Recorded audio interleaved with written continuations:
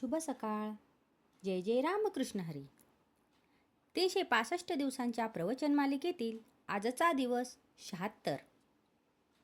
काळजी आपल्याला भगवंतापासून दूर करते. सत्वगुणात भगवंत असतो तेव्हा त्या मार्गाने आपण जावे. भगवंत आपल्यात यायला सर्व कर्मे चांगल्या प्रकारे केली तरी ती भगवंत अर्पण बुद्धीने करावी. व्यवहार सोडू नये, प्रयत्नही कसून करावा, परंतु त्याबरोबर मन भगवंताकडे कसे लागेल इकडे लक्ष द्यावे. आपण प्रपंचाची जितकी काळजी घेतो तितकी जरी देवाची घेतली तरी खूप होईल. आपण किती परस्वाधीन आहोत हे आजारी पडलो म्हणजे समजते. तेव्हा आपल्या हातात किती सत्ता आहे हे ओळखून राहावे. काळजी न करता देखील प्रयत्न होणार नाही असे नाही, उलट दुप्पट प्रयत्न करावे. पण जे फळ येईल ते भगवंताच्या इच्छेने आले या भावनेने समाधान मानायला पहिल्यांदा आपण शिकले पाहिजे. आपण स्वतःबद्दल काळजी करतो याचे कारण असे की आपण आपल्यापेक्षा जास्त दुःखी असलेल्या माणसांकडे पाहतच नाही.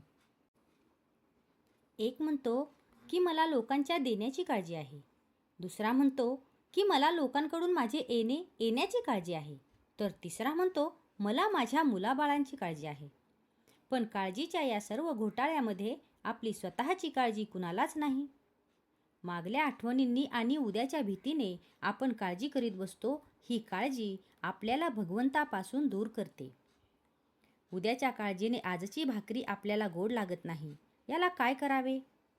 यावर रामबाण असा एकच उपाय आहे, तो म्हणजे आजपासून काळजी करण्याचे अजिबात सोडून देऊन तेवढा वेळ भगवंताच्या नामस्मरणात घालवणे.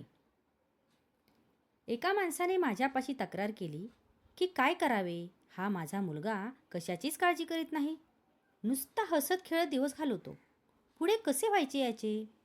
मी म्हटले, तुमचे म्हणणे वरवर खरे दिसते, पण वास्तविक पाहता ते खरे नाही. तुम्ही आजपर्यंत इतकी काळजी करून काय मिळवले? शारीरिक आणि मानसिक त्रास भोगला आणि भगवंताला विसरला, इतकेच ना? मग तेच तुमच्या मुलाला का शिकवता? त्याने आपले कर्तव्य जरूर करावे आणि आनंदात राहावे, पण काळजी करू नये असेच मी त्याला सांगेन. तुम्ही प्रपंचाची काळजी करता तोपर्यंत देवाची सेवा करता असे कसे म्हणावे?